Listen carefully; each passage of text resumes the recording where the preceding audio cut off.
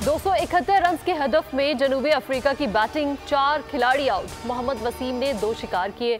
पाकिस्तान ने पहले खेलते हुए 270 रन का हदफ दिया।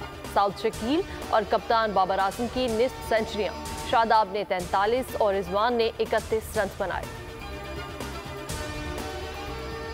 पंजाब पुलिस को चेयरमैन पीटीआई और शाह महमूद कुरैशी से तफ्तीश की इजाजत मिल गई। साइफर केस में रावलपिंडी पुलिस ने खुसूसी अदालत के जज अब्बुल हसनात से इजाजत मांगी। अदालत ने कहा, कानून के मुताबिक सिर्फ तफ्तीश की इजाजत दे रहे हैं। घर की खुशियां मातम में बदल गईं। घोटकी के एक घर में बच्चे की पैदाइश, वालिद की हवाई फायरिंग से बीवी जद में आकर जाँ बहक। पुलिस ने मुलजिम आबिद अली को गिरफ्तार कर लिया।